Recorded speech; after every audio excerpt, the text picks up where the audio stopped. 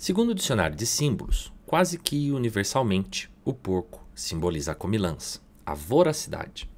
Ele devora e engole tudo que se apresenta, e em muitos mitos é esse papel de sorvedouro que lhe é atribuído.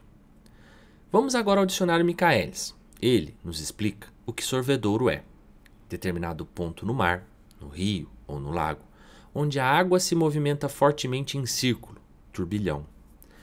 Abertura natural vertical cujo fundo não se pode sondar. Seria então a imagem do porco ligada a essa ideia de algo que absorve, que leva para dentro, que puxa para o fundo? Ou seja, na figura do porco está a ideia de tirar da visão, de levar para o escondido, de sumir com algo. O porco também é um animal voraz, devora com vontade, algo que extrapola limites, pois basta olhar um porco e pensar que ele é capaz de devorar tudo, o tempo todo. E por essa força em devorar, o porco pode também remeter à ideia de violência. É por isso que hoje falaremos de obras que têm na figura do porco um elemento importante. O vídeo de hoje é sobre porcos e violência. Como já fizemos aqui nesse canal, vamos balizar algumas obras. No caso, iniciaremos falando sobre Urubu Sem Penas, conto de Júlio Ramon Ribeiro. Escritor da chamada geração de 50, Júlio é considerado um dos maiores contistas peruanos.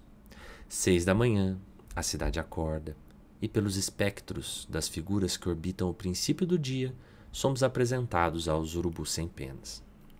Henrique e Efraim, dois dos urubus sem penas, vivem sob o severo jugo do avô, seu Santos, um velho obcecado por engordar seu porco, Pascoal, para oferir o máximo de vantagem com a venda do animal. Henrique e Efraim são obrigados a alimentar o porco, buscando todos os dias restos nas latas de lixo. Uma lixeira é sempre uma caixa de surpresas. Lavagem, quadrinho de Chico, um autor brasileiro, também inicia com o amanhecer. Temos o belo quadro de uma mulher, além de uma cerca, dizendo "vou para a igreja", enquanto aquém dessa cerca vemos diversos porcos. A cerca, mais do que prender os porcos, separa dois universos. Enquanto a mulher sai para o que parece ser o centro da cidade, o marido conversa com os porcos. Pensa na traição da esposa com o barqueiro, excita-se com isso e se masturba. Em sua imaginação, a esposa, durante o ato sexual, acaba por, com um facão, decapitar o barqueiro, que oniricamente tem uma cabeça de porco. Ao final do delírio, ela está nua, montada no corpo do barqueiro morto e com uma cabeça de porco. Temos aqui uma sobreposição de possibilidades interpretativas, mas gostaria de me ater a duas. A primeira está no momento em que a esposa segura o facão, e aqui devemos atentar a como durante quase toda a narrativa existe a presença do falo em diversas formas. Fiquem atentos a quem porta o porrete e o que ocorre quando ele muda de portador.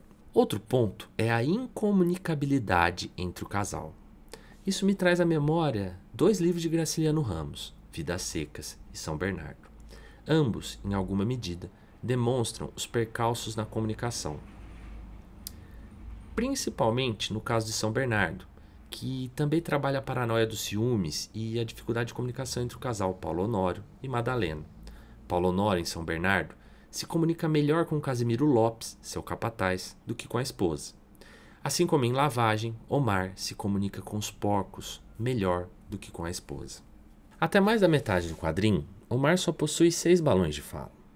Essa incapacidade na fala também está presente em Urubu Sem Penas. Certo dia, os meninos não conseguem os restos necessários para a boa alimentação do porco, e o avô externa: "Meu pobre Pascoal, hoje vai passar fome por culpa desses bocós. Eles não te paparicam como eu, só aprendem com uma boa surra." Onde a palavra não tem espaço, a violência ganha força. Tanto em Lavagem como no conto de Júlio Ramon, essa realidade se desvela. Dando seguimento, e ainda sobre Urubu Sem Penas, vamos a mais um ponto de intersecção. Em determinado momento do conto, enquanto buscava restos no lixão, Efraim se corta num caco de vidro. O ferimento leva a uma infecção que impossibilita o menino de continuar a busca por restos. Sobrecarregado, Henrique é obrigado pelo avô a continuar o fardo de alimentar Pascoal. Na busca por algum tipo de afeto e na possibilidade de companhia ao irmão ferido, Henrique volta do lixão com um cão, batizado de Pedro. O avô não aceita a princípio, pensando ser mais uma boca para alimentar, mas os meninos acabam o convencendo. É a partir daí que, com tudo estabelecido, o conto mostra sua robustez. Henrique também se adoenta e, dada a idade, o avô não consegue alimentar o porco. Os três passavam as horas trancados no quarto, sem falar, padecendo de um tipo de reclusão forçada. A voracidade do porco clama por alimento. O avô vai se enraivecendo. Só Henrique sentia crescer no coração um medo estranho e, quando olhava nos olhos do avô, parecia desconhecê-los, como se tivessem perdido a expressão humana. Tomado pela fome, o porco clama por alimento. Pascoal soltava verdadeiros rugidos. Henrique tinha ouvido dizer que os porcos, quando tinham fome, enlouqueciam feito homens. Obcecado pelo porco, o avô pega uma vara e decide usar suas poucas forças para bater nos netos, forçando-os a buscar lavagem ao porco. Henrique protege o irmão e vai, mesmo convalescente, ao lixão. Agora, vamos alinhar os dois fios narrativos. Em lavagem, durante a noite, Omar e sua esposa recebem uma visita peculiar durante o jantar. Mas, antes da chegada da visita, destaco a frase do pregador da TV. Eu não estou preocupado com o aspecto cultural acerca do papel do homem e da mulher no casamento. Essa frase, logo após esses dois quadros que encarnam toda a cristalização da ideia arcaica de mulher na cozinha e homem provedor, compõe uma das ironias mais bem construídas de minhas últimas leituras. Em seguida, temos o segundo quadro completo do quadrinho, a chegada do pregador. O pregador e seu olhar cínico. É ele o responsável pela virada na narrativa. O uso de frases da Bíblia recontextualizadas geram também um efeito polifônico interessante. Mas Deus escolheu as coisas loucas do mundo para envergonhar os sábios, e escolheu as coisas fracas do mundo para envergonhar os fortes, e escolheu as coisas insignificantes do mundo, as desprezadas e as que nada são, para reduzir a nada as que são.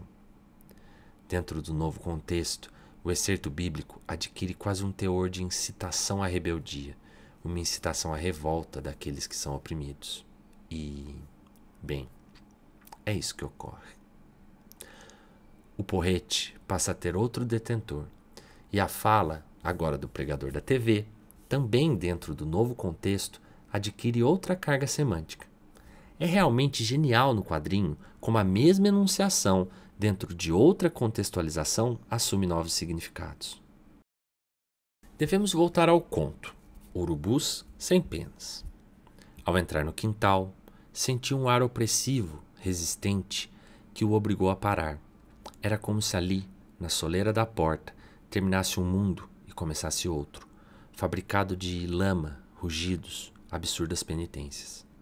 O surpreendente, porém, era que desta vez reinava no quintal uma calma carregada de maus presságios, como se toda a violência estivesse em equilíbrio, a ponto de desabar. No conto, é esse parágrafo que prenuncia a virada. Ao voltar, Henrique não encontra Pedro, o cão. O cão havia mordido o avô. Cadê o Pedro? O olhar dele desceu até o chiqueiro. Pascoal devorava algo na lama. Ainda restavam as pernas e o rabo do cachorro. Henrique não suporta mais esse fardo. Se revolta contra o avô. Discutem e se agridem fisicamente perto do chiqueiro. O menino se apodera da vara com que o avô lhe batia. Quando o seu santo se virou, viu a vara cortando o ar e estalando contra sua bochecha. O velho cai no chiqueiro e Henrique corre até seu irmão. Temos que ir embora. Para onde? Perguntou Efraim. Para onde for. Para o lixão, onde a gente possa comer alguma coisa, onde estão os urubus. Abraçados até formar uma única pessoa, atravessaram lentamente o quintal. Do chiqueiro vinha o rumor de uma batalha. Em ambas as histórias, a violência serve de elemento para a libertação. Em ambas as histórias, as personagens seguem um arco de opressão, revolta, libertação e seguem para outro lugar. Mas como pode dois autores de tempos e espaços distintos terem construído narrativas com tantos pontos de intersecção? Bakhtin, com seu conceito de dialogismo, nos dá uma boa resposta. O enunciado vivo, que surgiu de modo consciente num determinado momento histórico, em um meio social determinado, não pode deixar de tocar milhares de linhas dialógicas, vivas, envoltas pela consciência socio-ideológica no entorno de um dado objeto de enunciação. Não pode deixar de ser participante ativo do diálogo social. É disto que ele surge, esse diálogo com sua continuidade, como uma réplica e não como se com ele se relacionasse à parte. Em outras palavras, sempre que produzimos um enunciado, estamos dialogando com uma teia imensa e infinita de outros discursos, de modo que todo enunciado dialoga com outros e com um pouco de atenção percebemos nuances nessa teia. Talvez por serem latino-americanos, Julio Ramon, peruano, e Chico, brasileiro, por compartilharem uma teia simbólica e algumas condições materiais e históricas similares que esses escritores dialogam em suas obras, mesmo que não saibam um da existência do outro. Meu nome é Luiz e esse canal é um projeto ainda em seu início. Se você gostou da proposta, por favor, deixe seu like, algum comentário e, se possível, mande para seus conhecidos. Obrigado.